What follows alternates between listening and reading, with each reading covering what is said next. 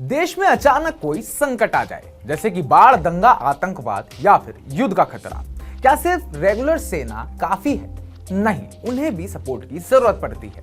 ऐसे वक्त में सामने आती है टेरिटोरियल आर्मी, और अब रक्षा मंत्रालय ने इसे लेकर एक बड़ा और ऐतिहासिक फैसला ले लिया है। तो सबसे पहले जानते हैं क्या है ये नया फैसला। रक्षा मंत्रालय ने एक नई अधिसूचना यानी कि नोटिफिकेशन जारी की है, जिसमें थल सेना प्रमुख आर्मी चीफ को विशेष अधिकार दिया गया है। तो सबसे पहले जानेंगे कि यह विशेष अधिकार कौन सा है। अब आर्मी चीफ किसी भी वक्त टेरिटोरियल आर्मी को देश में कहीं भी तैनात कर सकते हैं, मतलब उन्हें अब सीधे अनुमति या अलग मंजूरी की कोई जरूरत नहीं होगी। यह अधिकार दिया गया है टेरिटोरियल आर्मी नियम 1948 के नियम 33 के तहत। टेरिटोरियल आर्मी होती क्या है, यह भी सवाल अब तक आपके मन में आ गया होगा, तो अब इसका जवाब भी सुन लीजिए। बहुत लोगों को लगता है कि यह कुछ अलग सेना है, लेकिन असल में टेरिटोरियल आर्मी एक तरह की सहायक सेना है, जो जरूरत पड़ने पर देश की मुख्य सेना को सपोर्ट करती है। इसके मुख्य काम है जैसे मुख्य सेना को स्टैटिक ड्यूटी से छुट्टी देना, प्राकृतिक आपदा में मदद करना, आंतरिक सुरक्षा के वक्त नागरिक प्रशासन को सपोर्ट देना, युद्ध जैसे हालात में सेना की सहायता करना। कई बार सवाल उठता है कि क्या ये सिर्फ कागजों की सेना है? तो इसका जवाब है बिल्कुल भी नहीं।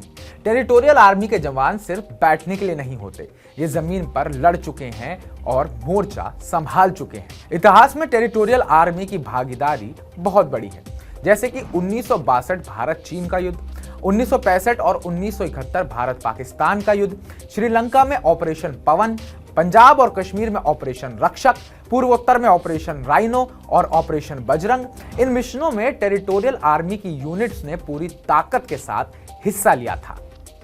अब हम आपको यह भी बताई दे देते हैं कि अभी भारत के पास कितनी टेरिटोरियल आर्मी यूनिट्स हैं। देश में इस वक्त कुल 32 टेरिटोरियल इन्फेंट्री बटालियंस हैं।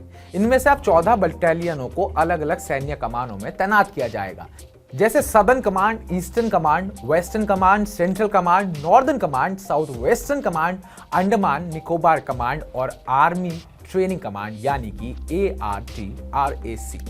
अब ये यूनिट्स केवल रिजर्व में नहीं रहेंगी, बल्कि अब जरूरत सीधा मोर्चों पर भेजी जाएगी। अब बड़ा सवाल यह है कि इनकी तैनाती कब होगी?